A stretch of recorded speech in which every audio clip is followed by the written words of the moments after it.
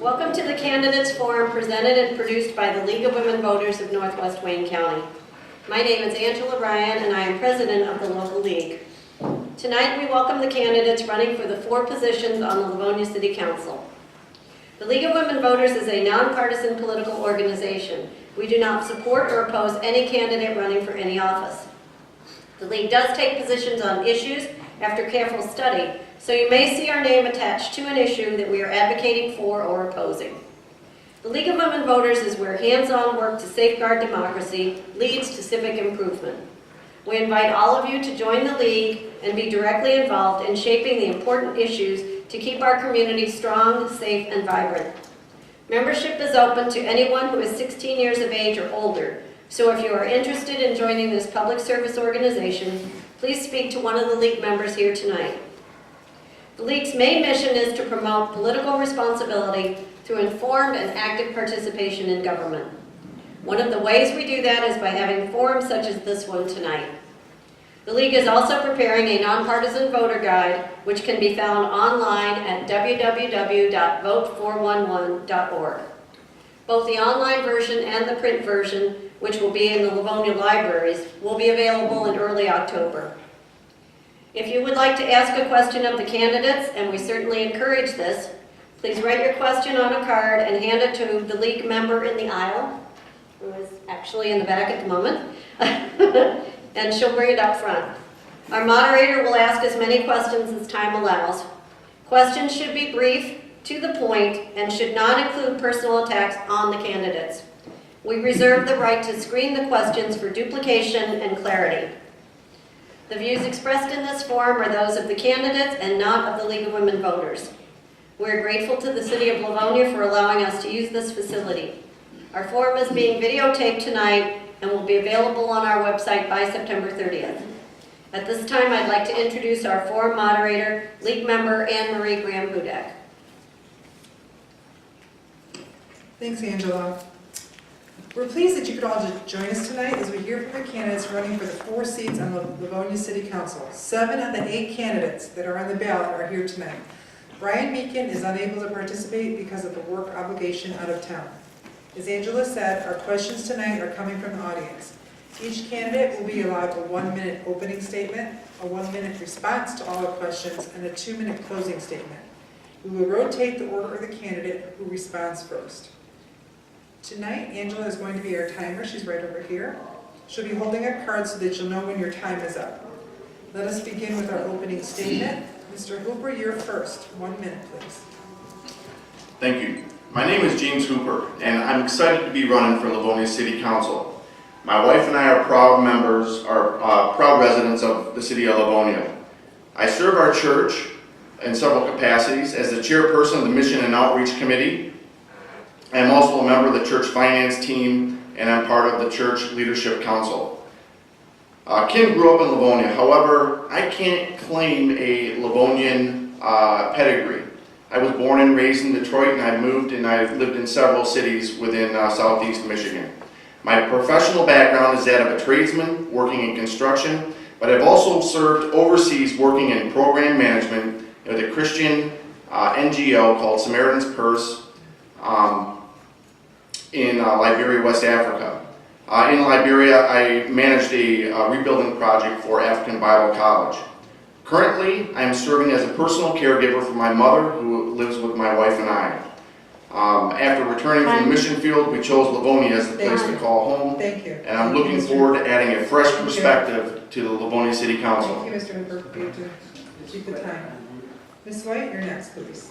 Thank you. My name is Kathy White. By way of a brief background, I was elected to the City Council in 2015 to serve a 2-year term. Prior to that, I spent about 29 years as a city attorney for the City of Livonia and retired from that position in 2013.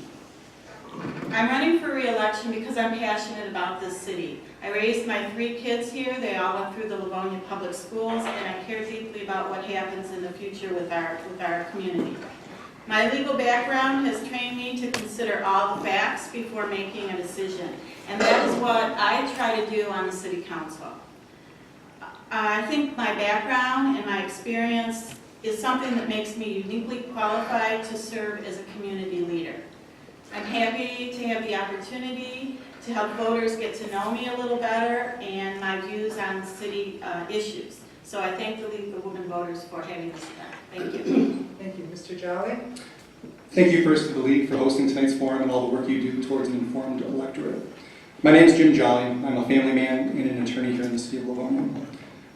I've done my best in my 2 years on council to be fully engaged in the work of the council and in our community. I've asked tough questions, I've brought creative solutions, and I've done my best to make sound decisions. I have a history of service to our city as a court officer, as a magistrate, and now on council. I've done each of those positions well, and in each of those positions I've respected the citizens, the residents of Livonia, to know that they're the true owners of our community. Given the opportunity, I will continue to work for the residents of the city of Livonia on city council. I will continue to pursue items like the neighborhood seat grant, which I created this year with the help of my colleagues on council, that is funding 20 projects in the city of Livonia to engage our community and bring more people out to make this a home. Thank you. Thank you. Mr. Perez? Thank you for having me here. My name is Gerald Perez, and I have been a Livonia resident for 34 years. I am currently working with my wife, Polly, in our daycare and Polly's Playhouse that she opened in 1994. I joined her after I retired from AT&T in 1998. I have nearly 30 years of corporate business experience with AT&T.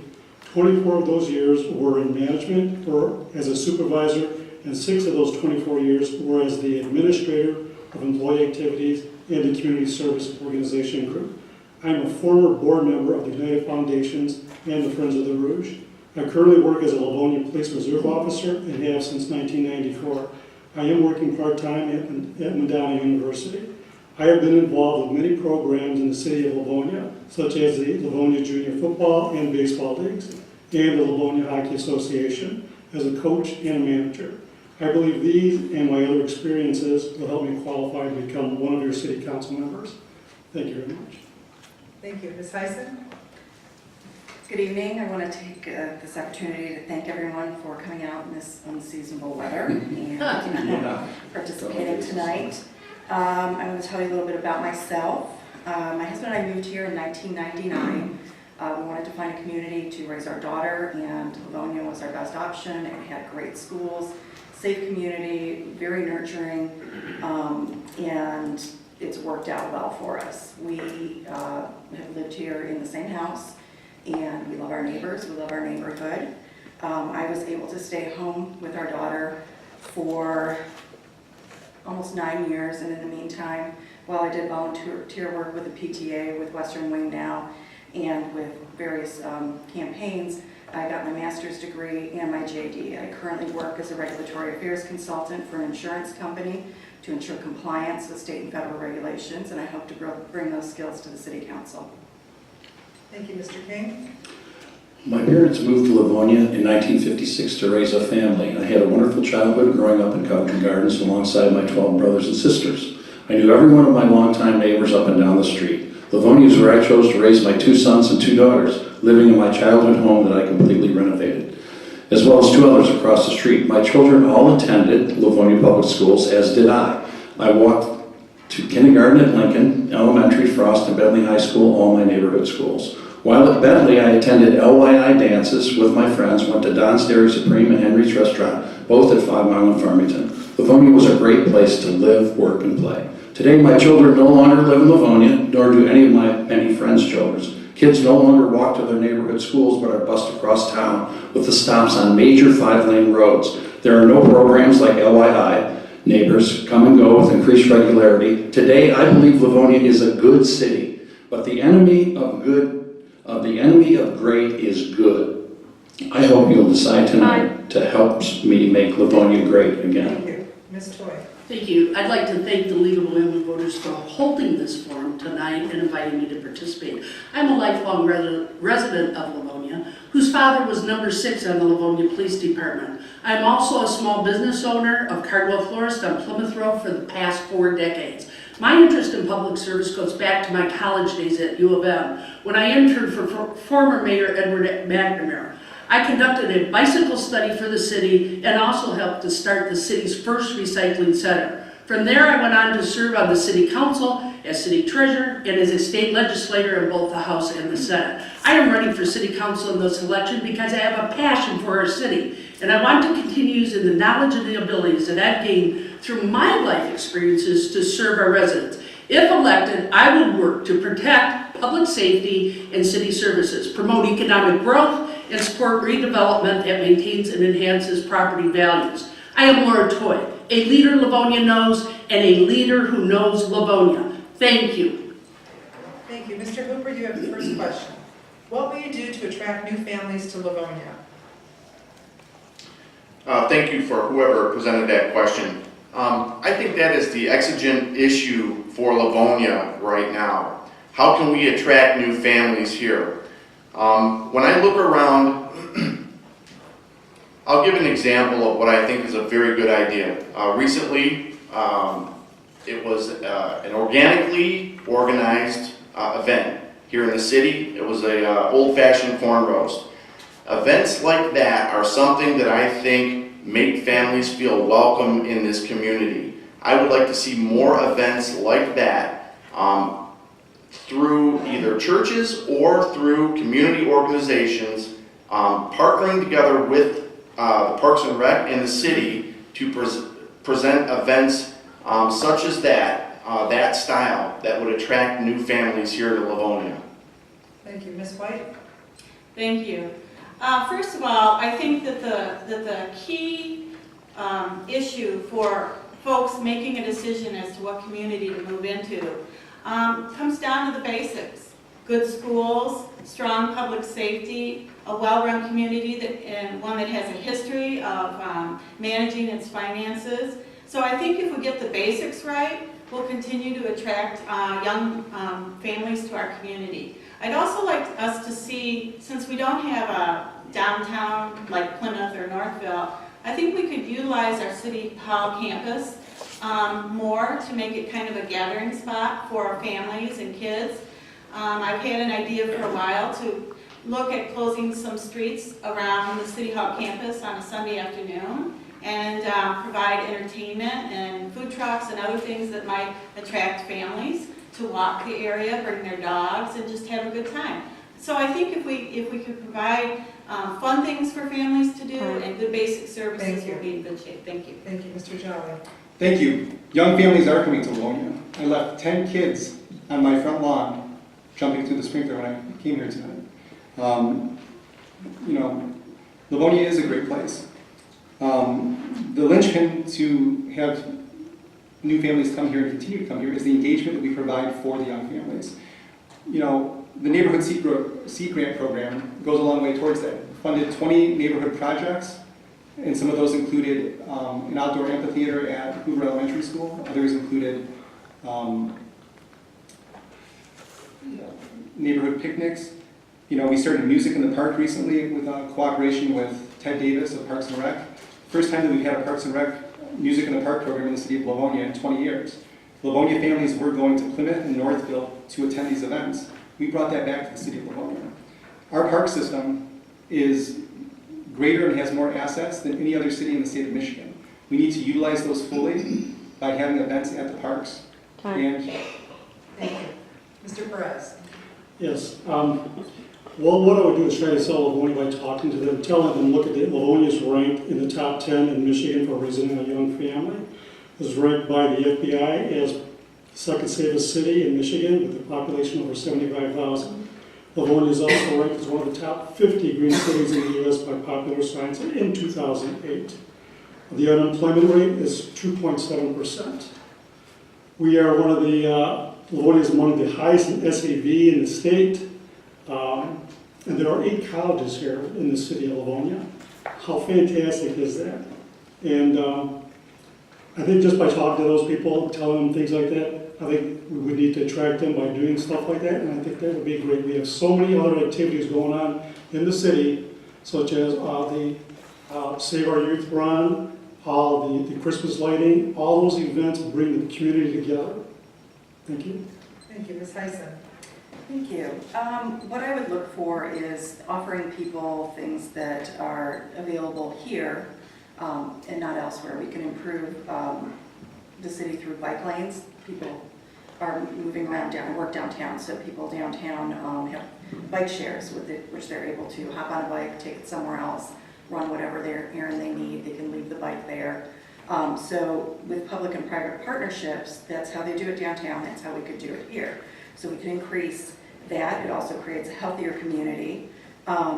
The seed money that you were talking about that you instigated this year with the City Council, I think if we make that more well-known, that's not something I had known about prior to running for City Council.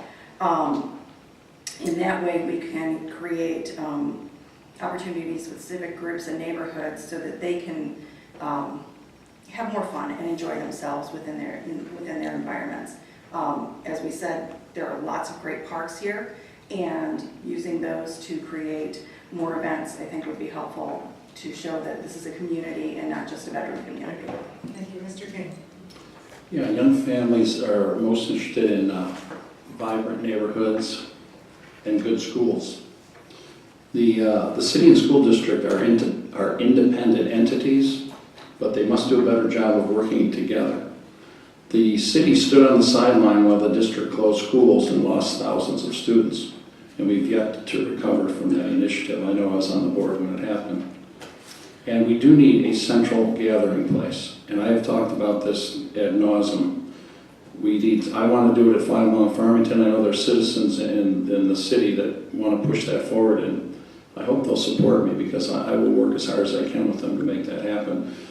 I have an advantage over a lot of these candidates because I work in hundreds of cities. I've done over 10,000 shows in my band. So I've seen all of the town squares and the downtowns and the amphitheaters. That's what I do for a living. And I know we can do it here in Livonia. When I'm in Livonia, 8,000 people are out there watching me perform, and I know 5,000 of them are from Livonia. I think, well, we're missing out. Thank you, Ms. Toy. Thank you very much. One of the things that we tend to forget is our health care here in Livonia, as well as our education, in regards from K through 12 to our private educators as well as our public.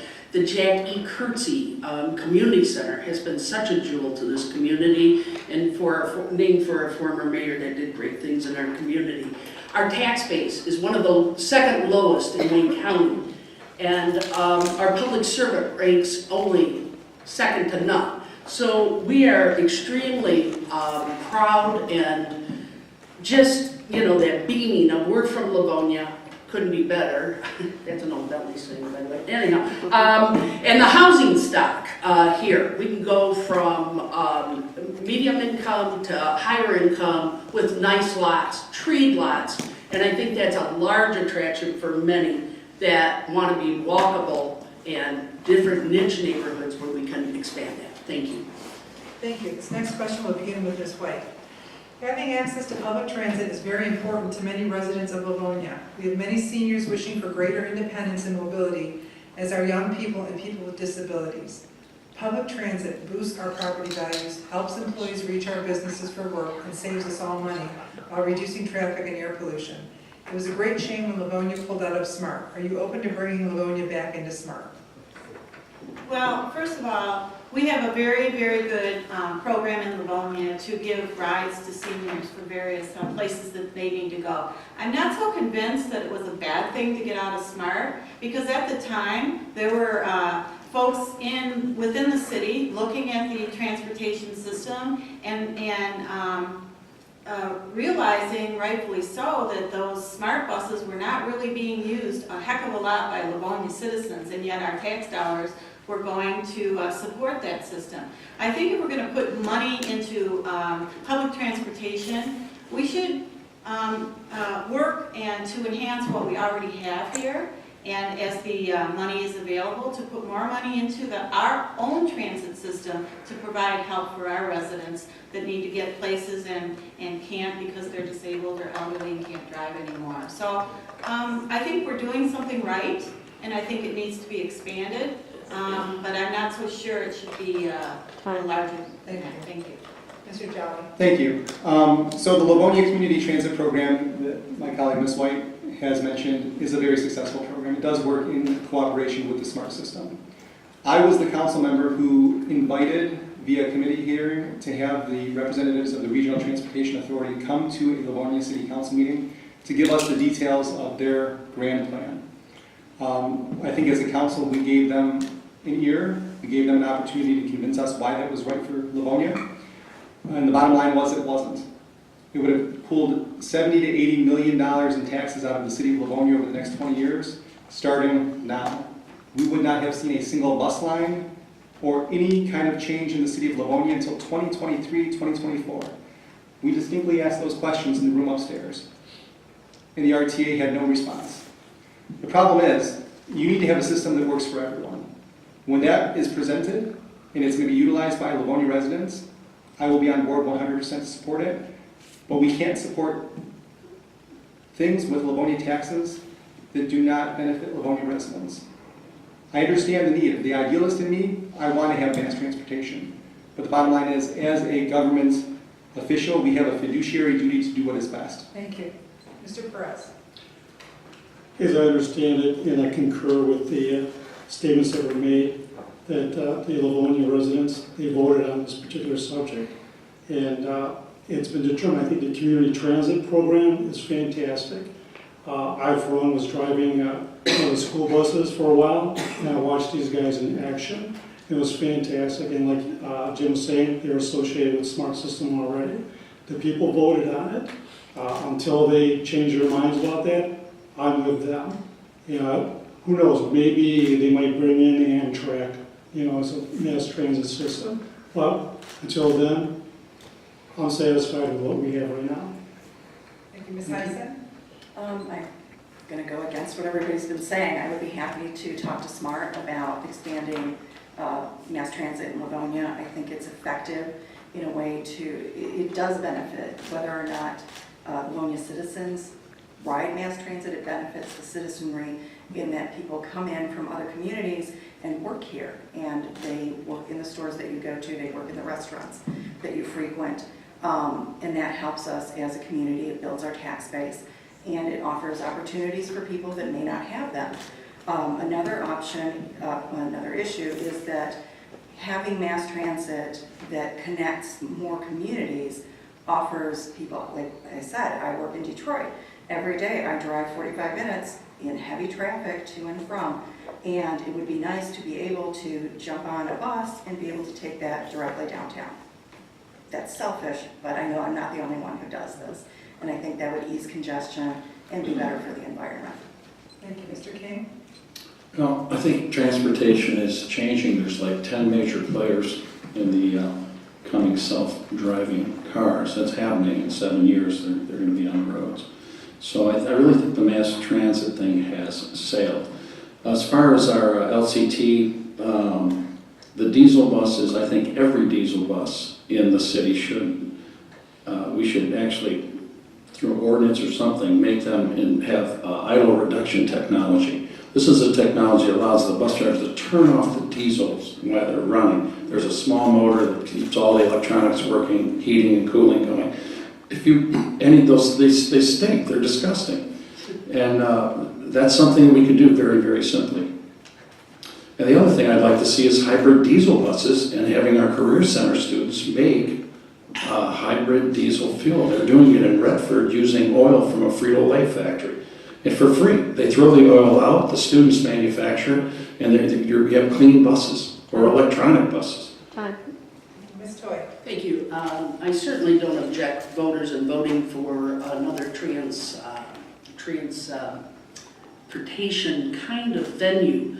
I know that when Mike Duggan brought it to this council some years back, there were some good feelings, and we tried it. And it's kind of, we've been there, done that kind of thing. But as times change, we probably need to take a closer look. I'm not sure that I'm willing to pay extra money in taxes for that right now. I'd have to see the complete system and study it more. We have a very good system, as was pointed out of several of the candidates here. Our own transportation system for $2 can take you there and back. And our seniors tend to enjoy it and like it, and I have 15 seconds. And we have the disability folks that do ride and can get in wheelchairs, and that's very important as I look at our community as it's aging. So thank you, staff. Thank you. Mr. Hooper. Thank you. I know this is an issue that's very important to the League of Women Voters. The research that I've done, I have to concur with the majority of the candidates here. Regional mass transit here in Livonia just does not fit. It doesn't fit the community that we're living in, and there's what we have through the Livonia community transport system exceeds what we need right now as far as a mass transit system. I don't see the need to use tax dollars to support a system that is benefiting other communities and leaving our community behind. I would be opposed to that in its current form. Thank you. Next question will begin with Mr. Jolly. If elected to City Council, will you finish your term before running for another office? I'm 100% committed to serving on the Livonia City Council.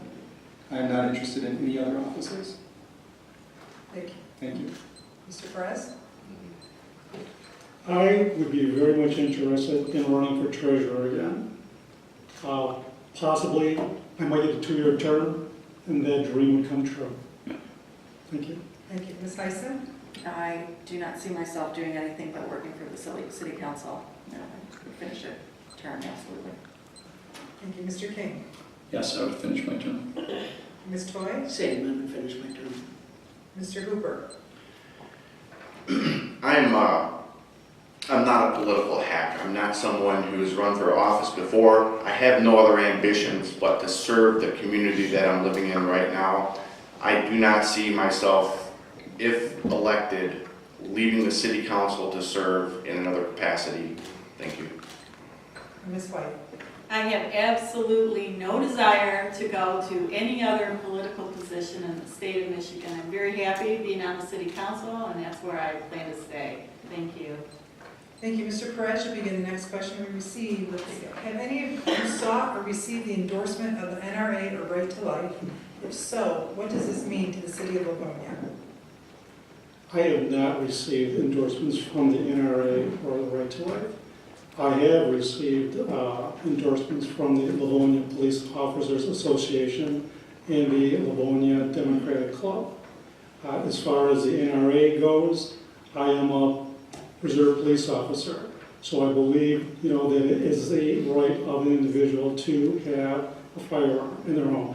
I would not want to see them have an Uzi, anything like that at all. I don't want to see anything like that. So as far as the Right to Life goes, I think that's a choice of the individuals. Thank you. Ms. Heisen? I've not sought any endorsement from either the NRA or Right to Life, and have not received it, and would be surprised if I did. I believe in choice, and I also believe in the well-regulated part of a well-regulated militia. Thank you. Mr. King? No, I have not received endorsements from either one of those organizations, and I just find it a little bit disappointing that there's so many people in this city, they are one-issue voters. That's it. They have one issue. They have NRA or Right to Life, Second Amendment, Right to Life. Doesn't matter what else you've done in your life. I mean, you could be the worst person on the planet, but if you align with their Right to Life platform, they will vote for you, and they don't care what else you do or what else you say. And I just find that a little bit disappointing. I find it just overall in the city in general, with a lot of elected officials and appointments, we seem to be kind of a narrow band. We're like a one-party city, and I would like to see that change and have some more diverse opinions and ideas in the mix. Thank you. Ms. Toy? Thank you. There's a lot of groups within, when you run for public office, that do ask for endorsements. To my knowledge, NRA or Right to Life have not asked for at least my endorsement at this point, and it's not that I would have a problem with either one of those organizations asking me as well. I do have records. Also, I am endorsed by the Livonia Police Department, the lieutenants and sergeants, and the fire department to date. This is a democracy. Different groups get together to endorse candidates that they appreciate and like, much like most of our citizens do in our communities. So I think it behooves any organization that would like to endorse people to band together and do that. That is their democratic right. Thank you, Mr. Hooper. Again, I'm new to the political arena. So I've been asked about endorsements and am I seeking endorsements? And I can say that I have not sought the endorsement of any organization. I'll just be frank. I'm not going to go out and kiss anybody's ring to say, hey, would you vote for me and endorse me? I'm looking for the endorsement of the voters and their confidence. That's what I'm after. As far as endorsements go, if I understand organizations can endorse whoever they want, I would welcome any endorsement, and I'll be truthful. I would appreciate an endorsement by the NRA or the Right to Life, because those are things that I believe in and would stand for. I would not accept any endorsement from any organization that I did not believe in. So thank you. Thank you, Ms. White. I have not sought the endorsements of the NRA or the Right to Life organization. Let's face it, we're local city council members. There's not a heck of a lot of times we're going to ask to be called to make decisions on those issues. I'm a very strong supporter of public safety. I've been endorsed also by the LPOA, which is the Police Officers Union, the Lieutenants and Sergeants Association, and the Firefighters Union. And I'll continue to make decisions that I think will help our first responders serve our community. But as far as those particular organizations, I have not sought endorsements from them. Thank you. Thank you, Mr. Jolly. I have spent my time working on Livonia issues, and I care about Livonia issues and things that I can affect in this office on City Council. That means working with our law enforcement and fire professionals to make their jobs easier, to make our residents safer. I've been endorsed by the Livonia Police Officers Association, Livonia Sergeants and Lieutenants Association, and the Livonia Professional Firefighters. These mean a lot to me because I've worked closely with these groups and their membership. I have an ability to make their jobs better, and through them make our residents' lives better and safer. So that's what's important to me. Thank you. Thank you, Ms. Heisen. You'll begin the next question. Do you think that we need more police and firemen? If so, how will we pay for them? No, I don't think we do. I think we have an excellent police department, an excellent fire department. We actually bought our house from a Livonia fireman. And I think they do a very good job of maintaining a very safe city. I know we have some older residents in our neighborhood, and when they have issues, the fire department comes very quickly to help them. So I think we're doing okay. Thank you, Mr. King.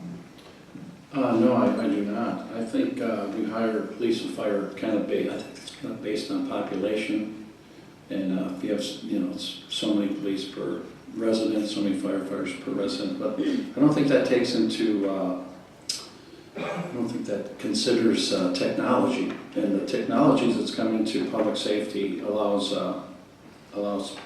actually fewer people to do more efficient work, and I think we have to take that into consideration. Additionally, I'm disappointed how few police and fire actually live in our city. It's just a handful of firefighters that live here, and I'm not sure how many police officers, but I would like to know exactly how many of them do work and live in the city they work in. Thank you, Ms. Toy. Thank you. With all the economic growth in this city, we are so proud of having Masco here that just put a huge site over at Schoolcraft College. We have Amazon that's coming in. That calls for, if you realize that our fire department also does EMS and does paramedic work. They are capped by a charter that was done many years ago. So they cannot go over that capping, if you will, of personnel. The police department, yes, we're having some issues with. We're losing to other cities and other townships police officers. We need to look at a new system, perhaps, and explore that to look at some type of hybrid program that's being done in other areas that combine a defined benefit program and a defined comp program.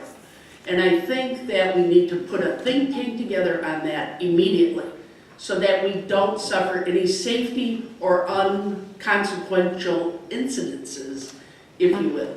They are very valuable to us. Thank you. Thank you, Mr. Hooper. Yes, thank you. I don't know if there's any other issue that is pertinent as fire and police are to a city's safety, obviously.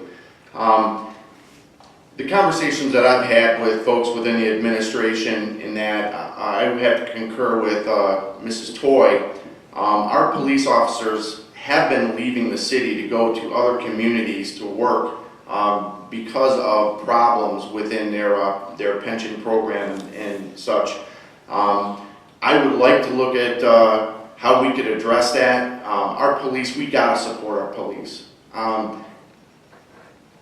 Those guys are out there every day on the job. They want to get home to their families. We need to make sure that that happens. Thank you, Ms. White. I support looking at hiring more police officers and firefighters. We're down in staffing levels in both of those departments. I've heard a lot from the members of the fire department and the police department about people leaving. Also, when you think about the times today and police officers, it's very, very hard for them to recruit new applicants. It's, I guess, becoming not the most popular occupation in the world, to say the least. But I think, and so I know they're having trouble attracting qualified applicants. So I think we need to study what communities who are not necessarily losing staff in those areas, what they're doing. And with research and studying and making some priorities on our budget, I think we could probably find at least a few more dollars to do what we need to do to make sure that our departments stay strong. Thank you. Mr. Jolly. Well, as the only individual up here who's worn a badge, a gun, and handcuffs for this community, although as a court officer, I've worked closely with the police department. We've hired 100 new officers in the last 5 years. So we are attracting talent. The bottom line is keeping the talent, making it more competitive. They're well paid, but what more can we do? I've told the police union and the police officers that I've spoke to time and time again, I'm open, I'm all ears, but it's got to be something that works for the city, the residents, and the police officers. We can't bite off more than we can chew. As far as the fire department goes, the Livonia City Charter does not cap the amount of firefighters. It mandates a minimum. The minimum that it is mandated is too low. When you factor in the amount of ambulance runs that the fire department and the fire professionals do, it's too low. They need help, and we need to find them help. Thank you, Mr. Perez. Yes, I do believe that we should increase the Livonia Police and the fire departments. You take a look at everything that's going on in this city right now, with the growth, all the business growth going down in the corridor and all that. You have the new senior citizens tower going up and that. You know things are going to happen. Now, I'm also a Livonia Police Reserve officer, so when we go out there and we do cell patrols, we see what's going on out there. We need more people. We need feet on the street to see what's going on. So, yes, I do believe that we should increase that. Where the money will come from, I'm sure as we increase these businesses coming into the city and that, I believe those tax dollars will be able to help pay for those things. Thank you. Thank you. Mr. King, you'll answer the next question. What will you do to bring new business into Livonia, occupying old buildings or new buildings? Well, we are having a forum with the chamber next week, and I will really talk a lot more at that forum about business and how I'm going to, I have a lot of ideas on that. 60 seconds, it's very difficult to even put a thought together. I want to go back to the public safety. I was looking at the budget, and 70% of our general fund right now goes to public safety, 70%, and that leaves 30% for everything else. At one time it was reversed, 30, 70, 30%. So these are, when you talk about hiring people, you're talking about legacy costs for 30 and 40 years. It's really easy to say, oh, we need a bunch of people. Who's going to pay for it? So again, I'm looking in the budget. How about we incentivize housing for those police officers that we hire through grants, through other, give them cheap housing. That way they'll not only work in the city, but they'll live in the city. Their kids will go to our schools. I also, in the budget, I saw $10 million in employee absences. So let's look at that. How can we reduce that cost and maybe carry that over to public safety? See, 60 seconds, you can really, thank you, yeah. I apologize, I forgot your question. We went off into public safety. And that's great, but could you repeat it? Sure. What will you do to bring new business into Livonia, occupying old buildings or building new buildings? Well, we have a lot of old buildings.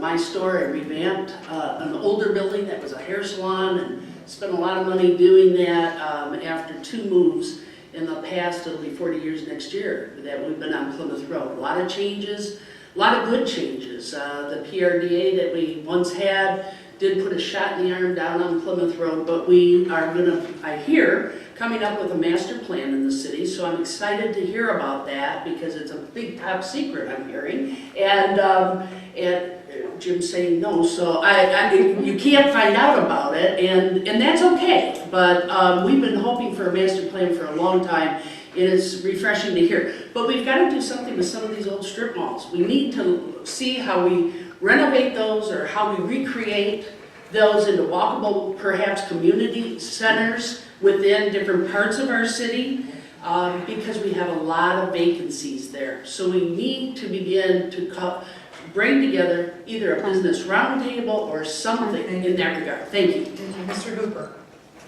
Thank you. When you look around Livonia, there is a lot of empty storefronts in strip malls. When you look at those strip malls, if you look at how development goes, many of those strip malls are, if you want to call it, it's like a 1.0 version of a strip mall. You can go and you can put perfume on the pig, you can, put a little cosmetic change on there, but I'm not sure that that's what the community needs. I would like to see more development where you do have open spaces. How can we take these strip malls that are existing, these existing spaces, and modify it into something that works for the community? It's not friendly for families and for businesses. I don't know of a business that wants to move into an old strip mall where it's just not conducive to having a successful business there. Thank you. Ms. White. I'm in favor more of renovating existing buildings where possible, where you can find a user that's willing to do that. Doesn't mean it has to look like an old ugly strip center anymore forever. I think creative developers can come in and make something that's existing look a lot nicer and make it an asset to the community. I am worried about retail stores these days because of differences in the way people are shopping now. Everybody sees those Amazon packages coming to doors all over town. And I think that as retail struggles, I don't think the answer is to bulldoze existing retail stores. I think we need to get creative and help developers figure out ways to reuse those facilities. Thank you. Thank you. Mr. Jolly. So in the last 2 years that I've been on city council, we've had an influx of money coming into the city where people have been redeveloping strip malls. I can point to 6 in Inkster, most of Middle Belt Road, 5 Mile Road. The bottom line is retail is changing. These stores have, for all intents and purposes, no use in the future. So we need to look at creative zoning and approach what we're going to do with these properties. Okay, it'd be great if we could have them all developed into walkable areas from neighborhoods that have ice cream parlors and things that families wanted. I don't know that that's possible. The master plan that Laura referred to is in its beginning stages. We haven't had a master plan in the city since 1985. And to show you how long ago that was, that master plan envisioned a monorail going from this campus to Ford Field down Farmington Road. So it's time we look at it again. And as we look at that, we can look into the use of the retail strip malls and all the other property, including this campus, to see how we can better utilize it to make a better city that's more walkable, more friendly for all, that will attract businesses here as well. Thank you. Thank you. Mr. Perez. Please repeat the question. Certainly. What will you do to bring new business into Livonia, occupying old buildings or building new buildings? I think we can actually do a combination of both. When I read what the Mayor Wright has written in his economic development in the Livonia Summer Fall News. We see here that we have, and quoting from him, we have 90 new homes in various stages of being planned, built, or sold, and 4 new developments. We have also the new 200-unit senior apartment complex being built off of Farmington Road. I think that with creative thinking, we can take a look at some of these sites. I take a look at just on my block, and I see where the city has come in and bought an abandoned home, and is either renovated or they're going to demolish it and build new, depending on what they find as their test goes. But I think that's another thing that the city should do, is take a look at these abandoned properties and possibility that something else might be able to happen with them, with some creative thinking. Thank you, Ms. Heisen. Yeah, I agree. I think we need to look at what's there, and is it salvageable? Is it something that can be renovated, or do you need to scrap it? That we don't know until we get there. We do have to be mindful about zoning. Zoning issues not only affect your quality of life, but also, as we've seen in Houston, when there's a natural disaster, because of zoning, it exacerbates the damage that's done. So you have to be careful about that. I think a combination of public and private work toward different cultural spaces or different art spaces where people and families, young children, have an opportunity to spend their time within the city, I think would be beneficial. That's what I think, but again, we don't know until we start looking. Thank you, Ms. Toy. Yes. What would you like to see Livonia's new master plan contain or look like? Well, certainly, we've just spoken a lot about strip centers. I think the points being an walkable community, as we saw gas prices rise, and we may see that again. And I know I drive far to work, and it can get expensive. So if I can walk up to the corner store, kind of like we used to have at 5 in Farmington, and we still do to some point, that would be a great help, even to ride your bike. And as we explore bike paths and trails, as when I was coming off of council before, we began to explore that. And that was meant for a lot of the millenniums that were excited about that, a lot of our senior adults that are excited about those kinds of opportunities. And I think that's what people are looking for. They want to be able to go home, enjoy themselves after a long day at work, and be able to walk and visit neighbors and have a gathering place. And whether that be in the central part of Livonia, which I think we have a lot of other opportunities with all the park systems we talked about earlier as well. Thank you. Thank you, Mr. Hooper. Thank you. When you look at Livonia in a master plan, I think probably the number one thing that I think we should invest in is the infrastructure in the city. When you have water mains that are breaking, roads that are crumbling, these need to be addressed. This is going to, it's not a pretty issue, but it's going to have dividends down the line where you have families that are here, you're not going to be experiencing that. If you have water mains breaking, things like that, it creates an environment that is just not conducive for a good, well-run city.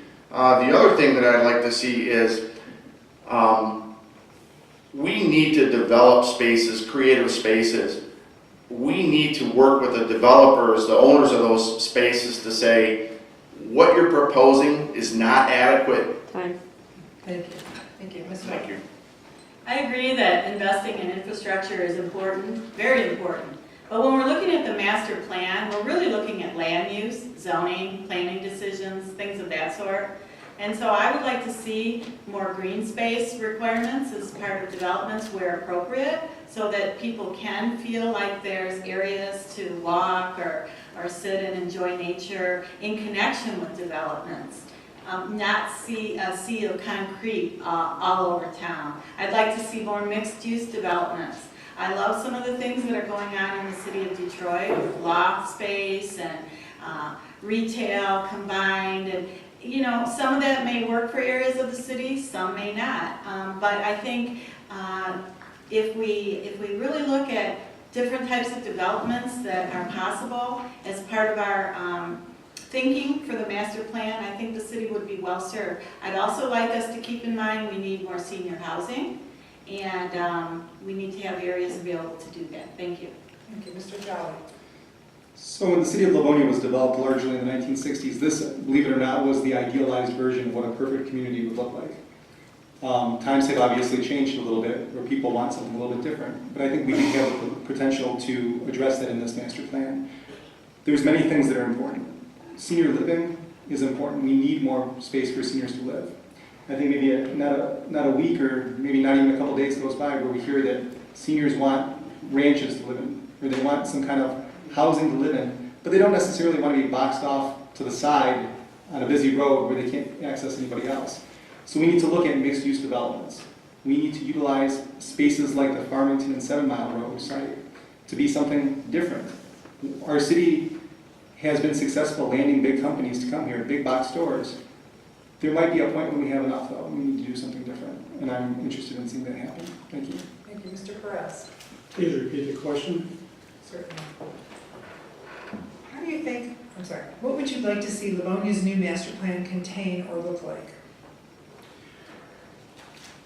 All right, what I'd like to see is, I'm sure this is probably in their plan, is for us to reduce our carbon footprint. I would like to see a solar panel project go into place. I mean, just think about this. Like, take a look at Madonna University and what's happening over there. They've got solar panels that are all along Newburgh Road, and they've got them on top of Franciscan Center. If you take a look at all of the land that we do have available in the city of Livonia, and you think of the libraries, city hall, the senior homes, the public schools, all of these can actually use the solar panels and collect that, and maybe they can even resell it. I also would like to see, I'm sure they probably got it in their plan too, is possibly taking all the cars that we have available to all of our city people and making them hybrid rather than just gasoline. And you might be able to charge them up with these solar panels too. Thank you. Ms. Heisen. I agree. I think we need more walkable space. Bike lanes would be great. And whether we create one city center or multiple little areas within neighborhoods for people to gather, I think that would be important. Mixed use for development would be ideal. It would be great to be able to walk to your work. You know, you go downstairs and there's your business. One of the other things I think we need to do as a master plan is partner with businesses and with the citizenry to be a leading city that in the efforts to combat the issues that arise from climate change. There are a lot of cities and states that have become signatories to the Paris Climate Accord, and I think we as a group, as a city who want to be known for families and for the future, this would be a great place for us to start. Thank you. Thank you. Mr. King? Could you repeat the question, please? Certainly. What would you like to see Livonia's new master plan contain or look like? Well, it has to include the fact that every proposal that comes before council has to have a tech and sustainability component. And we could make those things easily doable at first and then eventually ramp it up as we change the culture. We've got to green this city. The greening of America is going on the entire world. Sustainability is the buzzword, and trillions of dollars are going to be spent on alternative energies and things like that. Additionally, I was on the website, the dashboard. I don't know if you ever go on, there's a lot of information, but you got to drill into it. It's kind of hard to do. And it said our vacant business space, this vacant space, about 7%. I'm thinking, how do they arrive at that figure? They need to change that metric to how many square feet is vacant. Kmart has 100,000 square feet. The building at 7 in Middlebelt, another 200,000 square feet. That's the equivalent of about 40 or 50 small buildings. Time. Thank you. Mr. Hooper, next question. How do you think the city could help families and police and fire with the growing opioid epidemics? I'm sorry, could you repeat that? How do you think the city could help families and police and fire with the growing opioid epidemic? Good question. I think that's a plaguing many communities across America. If you're looking specifically at Livonia, we do have an organization, Livonia Save Our Youth Coalition. The exact name is escaping me. They've been doing a very good job from what I've seen in educating through the schools and other means. You kind of catching me off guard. I really wasn't expecting this question. So I would say education through schools would be the primary way of doing that. Thank you, Ms. White. I think there's a couple ways. I agree, education in the schools and in the community is extremely important. Everybody's eyes should be open to the fact that, this is happening in very nice schools in Livonia, and it goes on from there. So education is key. Also, I think that it's difficult because people that are addicted to these substances, some of it is policy that comes from the federal government. Things like, what do you allow doctors to prescribe and how that works? How do you help people pay to go into rehabilitation facilities if they need that? There's a definite gap in the healthcare system for people that need serious counseling and help in dealing with some long-term drug problem. So I think that to the extent that we as a community can help. Thank you. Thank you, Mr. Jolly.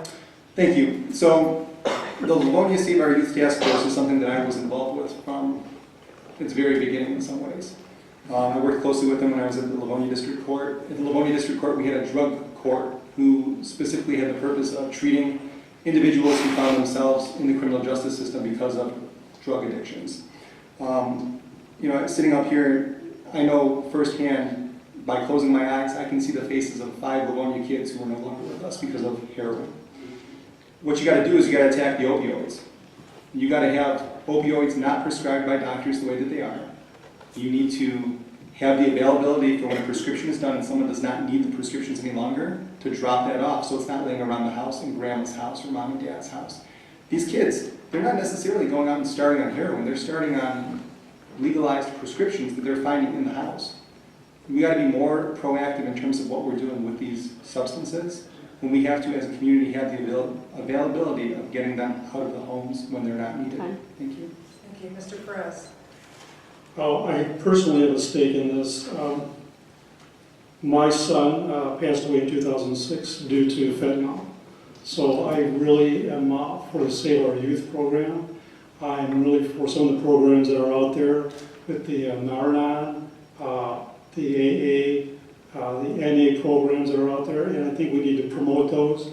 Our probation officers or parole officers, they need to get behind those.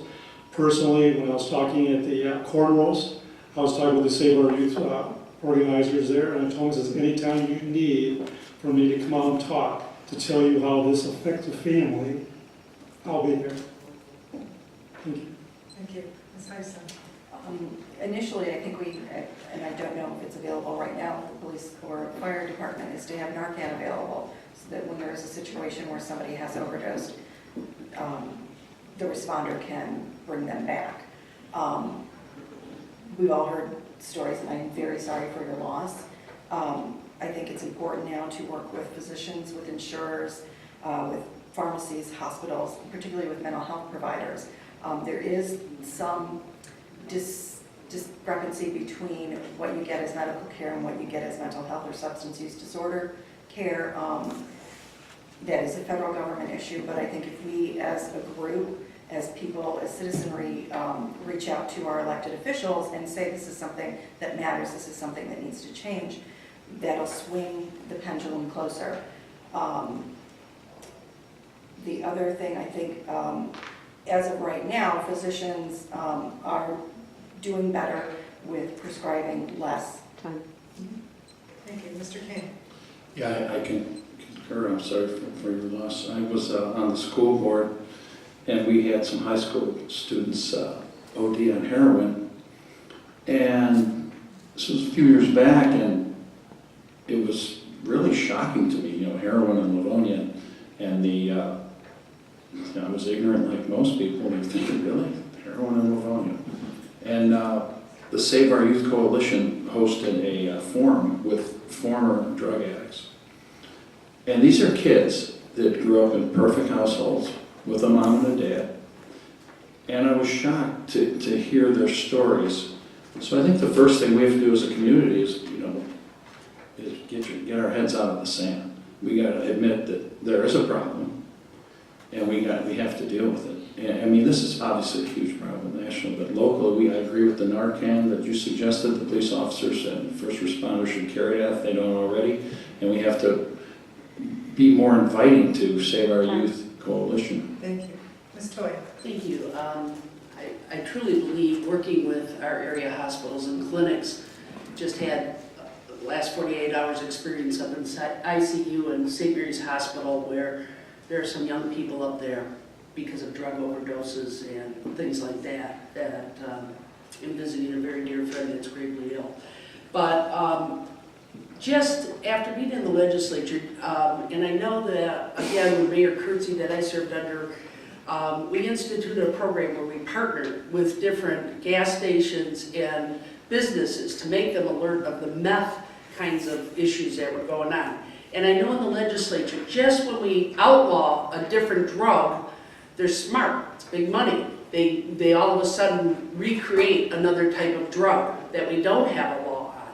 So education is one of the keys, as it is in anything. And obviously to pay strict attention to mental health issues, especially in our adolescents. Thank you. Thank you. Ms. White, what, if anything, do you think could be done to make Livonia a more diverse community? Well, I think we could start with our business community. I know the Livonia Chamber of Commerce has been making some inroads in that area and having presentations where we bring all kinds of different business owners in to speak about their experiences and how they can encourage a more diverse workforce.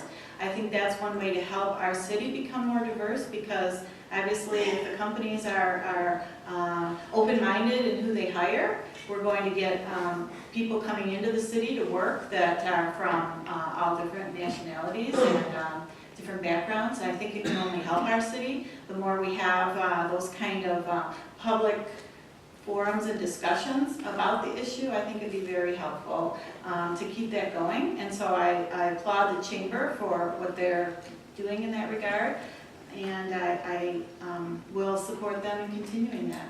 Thank you. Thank you, Mr. Jolly.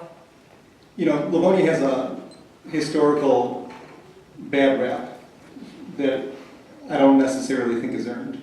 But the Chamber has taken steps over the last couple of years to host diversity forums. And I think we need to recognize as a city that we are becoming more diverse. We may not be more diverse in certain ways, but we're more diverse in others. Socioeconomically, there is a big difference from one side of our city to the other in different corners of our city, in different pockets. The amount of kids in the Livonia Public Schools who receive a free lunch, that is in and of itself a different form of diversity that we need to, number one, recognize, number two, reach out to those people.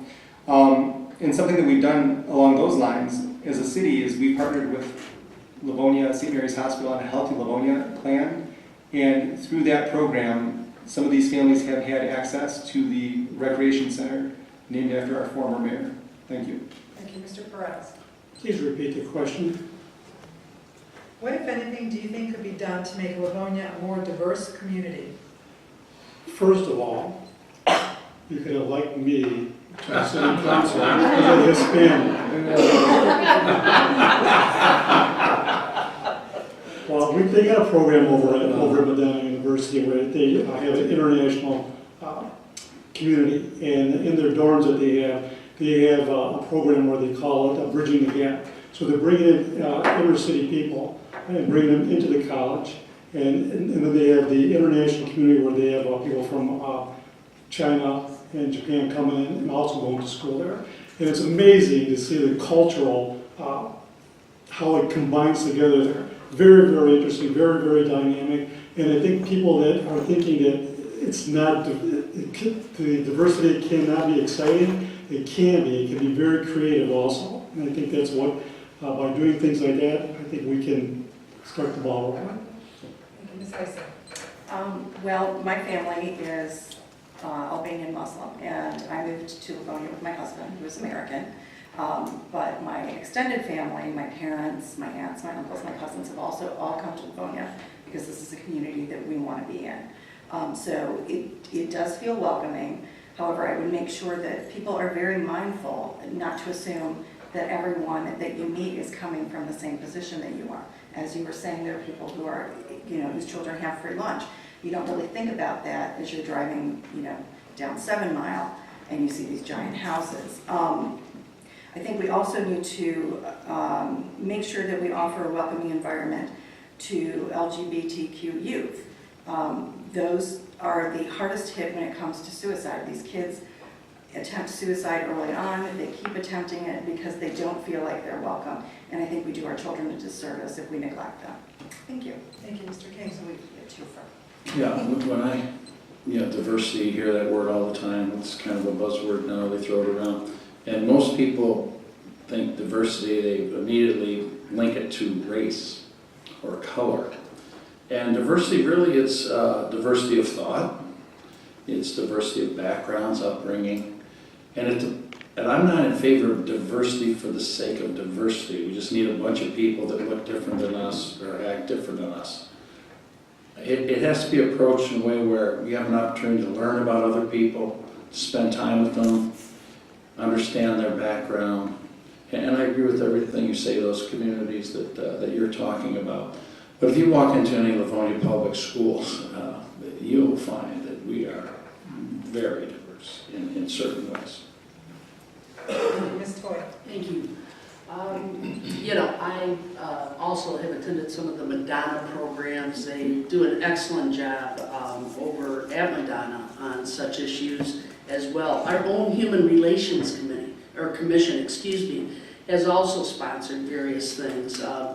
Not to get into what you just described, Mr. King, but the Martin Luther King festivities, and unfortunately, I don't think we had it last year, but that was very well attended and did bring about various people from various areas. Also, cultural events that we've had in the past. I particularly like to see us do something with foods because I enjoy food, and I'm sure most of you guys do, where we do bring maybe a green meat or somewhere where we bring in perhaps an Asian flair, an Italian flair, of different types of foods, not to get into all these ethnic groups, but to bring in various ethnic groups in so we can enjoy each other's culture and foods. Thank you. Thank you, Mr. Cooper. I have to admit, I think Mr. King hit the nail on the head. Diversity for diversity's sake it's a buzzword, and it's like a touchy-feely, let's push for this. It's an organic thing, and you can't force it to. You can't just force diversity, and you can't manufacture it. You just have to let that kind of develop by itself. I don't think that we need to say, well, we need to have so many Asians or so many blacks or so many Hispanics within our borders. We're a welcoming community, and that's great. That's one of the most wonderful things about Livonia. I don't see where anyone is getting pushed out because they are a different diversity. So, thank you. Thank you. This will be the last question before summation. We'll begin with Mr. Jolly. Do you think Livonia has a sufficiently funded budget? If not, what would you do differently? Would you raise taxes? A sufficiently funded budget? Yes. I think we have a sufficiently funded budget. The residents in the city of Livonia work hard and they pay their taxes and they keep the property up, and that helps. Listen, as a council, we sit up here and we do our best to utilize the money that we receive as taxes from the residents to get the most bang for the buck. I could list off probably 20 examples of doing so. We're not up here frivolously spending money. There are a lot of projects we could do that we plan for and we prepare for to use money when we have it. The city of Livonia, people don't realize this though, but our general fund, it has more money in it on reserve than most cities have because we've planned appropriately. So if something does happen, we're able to pay the bills. We're not going to have to face massive cuts and layoffs and all these other things. So yeah, I think we're sufficiently funded, and it's not about raising taxes. I would not raise taxes. Thank you. Mr. Perez? Please repeat the question. I think Livonia has a sufficiently funded budget. If not, what would you do differently? Would you raise taxes? I would not raise taxes. From what I can see, looking over the budget, I believe that our revenues are over expenses, very much so. So I commend the council, present council, for their budgeting skills. I applaud them. Okay. But anyways, like I said, I would not raise taxes. I think with what we have going on right now with the new economic development going on, that we're going to be getting more taxes anyways. So I believe our revenues are going to increase. So I do not think that is in the future. Thank you. Thank you, Ms. Heisen. I think, again, as you said, the city council has done an excellent job being very careful with the funds that they take in and the funds that they expend. I don't want to blanket say I would not raise taxes. People say that and it just turns around and bites them. If there's extra money and there are extra issues that need to be addressed, then absolutely. But if there are issues that need to be addressed that would need a broader tax base, then that's something that we also have to look at. I don't want to say, no, this is never going to happen. Thank you, Mr. King. When I was on the school board, I asked for a chart of accounts which had the line item for every penny spent. And that's what I would ask for if I was on city council. And I found some amazing things. Just looking at the dashboard, I talked to you about $10 million in employee absences, 186% increase in other revenue, but it doesn't tell you what that revenue is. There's also a charge for other public safety. What is that? There's a lot of things I would look at. I'm a detail guy, and I would say I would find, believe me, millions of dollars that are, which I would feel misappropriated. I'll include the cars in that. I'm bringing that up again. The city cars that I think are an unnecessary expense. So, and I didn't punt on the building thing. I hope you come to the chamber forum. I have a lot of ideas on that business. Thank you, Ms. Toy. Well, I certainly don't always think throwing money at things helps. So I'm not a real tax and spend type of person, and haven't been in my career. I think that, you know, us being the second reduction in taxes that we have throughout our county is hats off to many years of good experience as our present council has done. There's certainly always room to consolidate as you look at City Hall and all the technology that's going on. That's not to say we eliminate jobs. Maybe it's just the way we do jobs. Maybe it's a nuance into something that we haven't thought about. That's where you talk to employees and bring them in and say, how can we do this job better? When I was treasurer, I put the computers out because our phones were ringing off the hook with realtors calling us. And the staff was busy looking them up. Now they come in and use the computers, for example. So it's just little things like that that can make a big difference. Thank you. Thank you, Mr. Hooper. So you're asking if we're sufficiently funded or would we need to raise taxes? Goodness help us, because if Steve King and I are elected, I'm going to be looking at every means possible which we can reduce taxes. I appreciate that our taxes are very low here in Livonia, but I am a budget hawk as well, and I look at things down to the penny, and I would take that on as a mission to see what is excessive and what can we reduce, so that we can get money back to folks, back to seniors who need it, and back to struggling families who need that money more than we do as a city. So thank you. Thank you, Ms. White. I think we do have an adequately funded budget. And I sit as vice chair of the council's Finance, Technology, and Budget Committee. I think it's Finance, Budget, and Technology, whatever. It's a committee I felt strongly I wanted to be placed on when I was elected to the council, because things don't happen in the city without the funding to support them. When you talk about tax increases, I'm not a big fan of those. However, a lot of times it involves a millage question and goes to the voters. And I think in those instances, if taxes are going to be raised and it's a millage issue, I like the fact that those questions go to the voters and they decide either yes, it would work for our community to put more money in a specific area or not. And we've recently renewed, as voters, the community recently renewed our public safety millage because the voters thought that was important. Thank you. Thank you. Now begin the summation 2 minutes with Ms. Toy.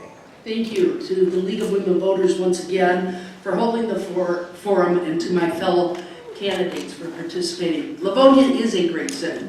It is a top choice for both seniors and families. We have excellent city services and public safety, many recreation opportunities, highly rated schools, both K through 12 and higher education, and an active and a growing community. However, we cannot rest on these laurels.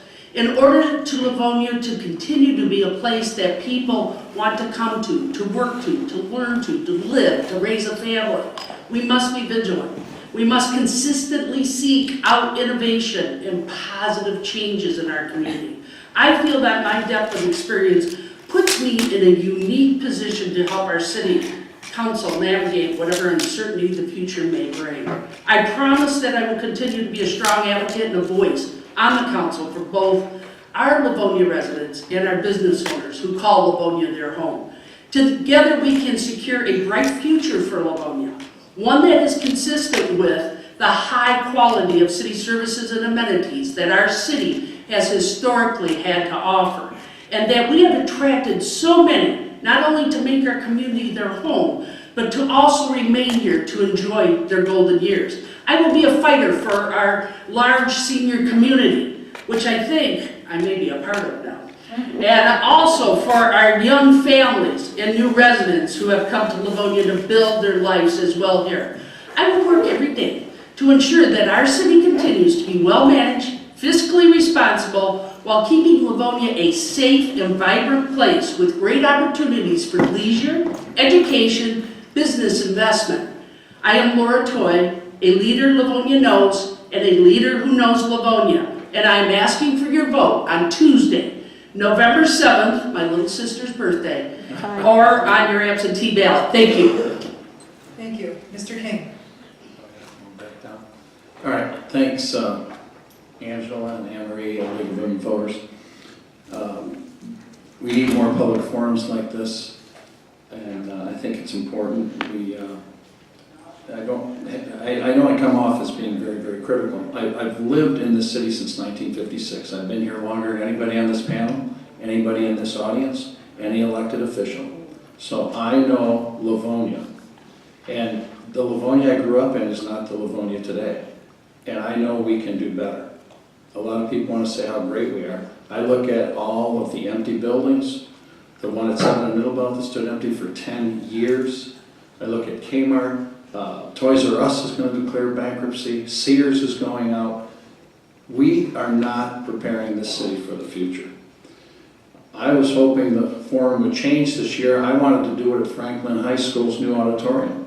Give people, I think they would have packed the place just to see the auditorium. I think there needs more give and take. In 60 seconds, you can't really tell an idea. I think the incumbents need to be challenged. I think people need to stand up in the audience and challenge people. That's what needs to happen. We have to have real conversations.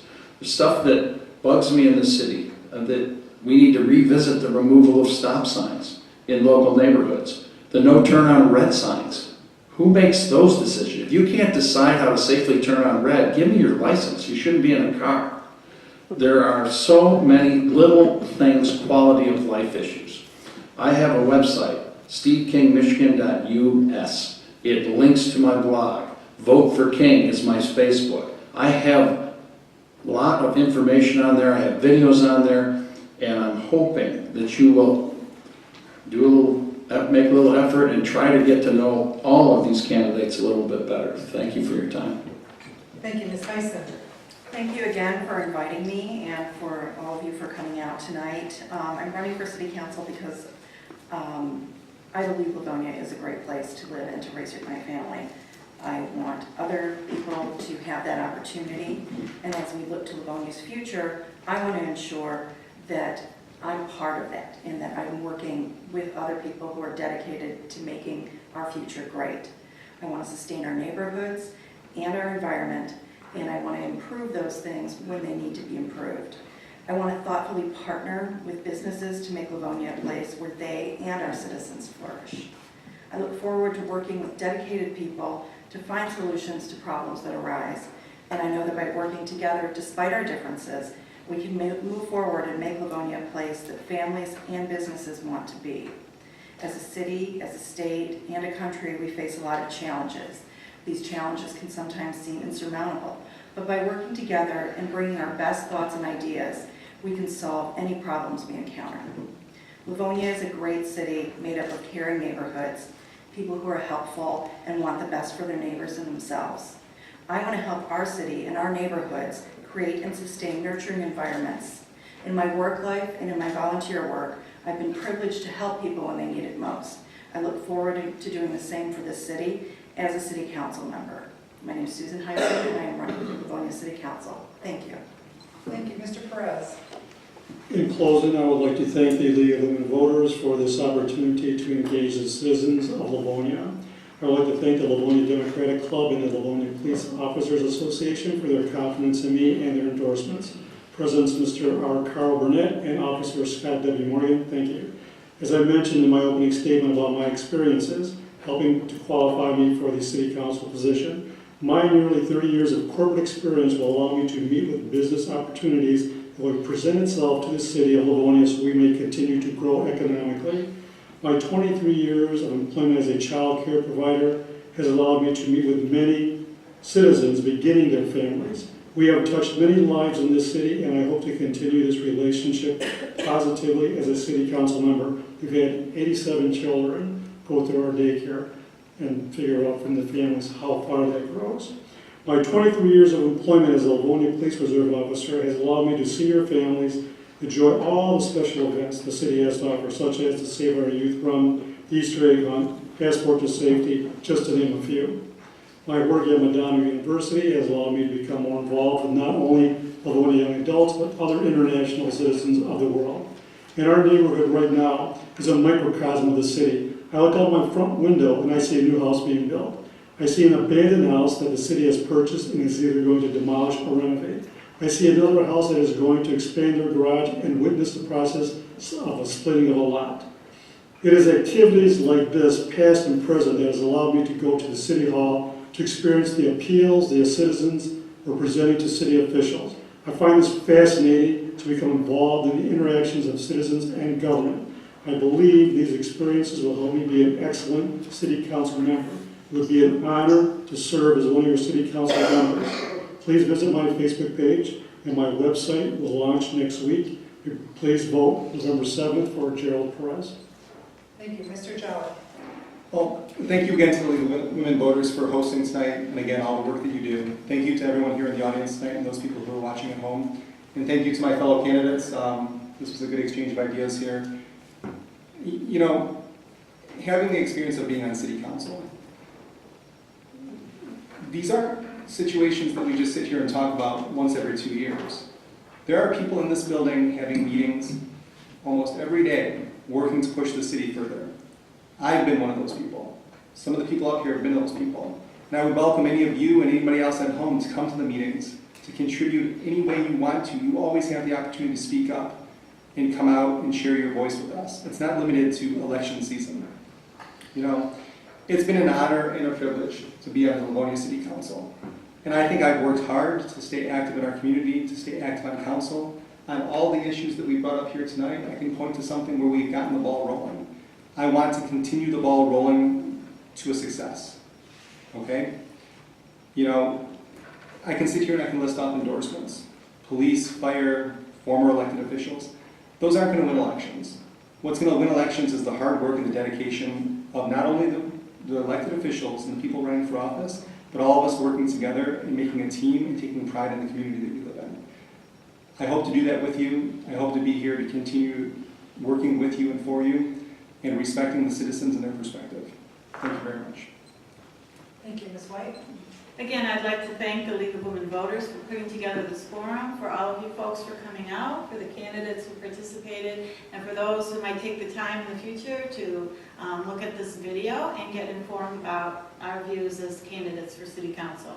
I'm honored to have served as a City Council member, and I think my record during the last 2 years shows that I try very hard to be well-informed and to make fair decisions. Keeping our city safe with well-trained professional first responders is a strong priority for me. As has been mentioned, the council will be considering a new master plan coming up shortly.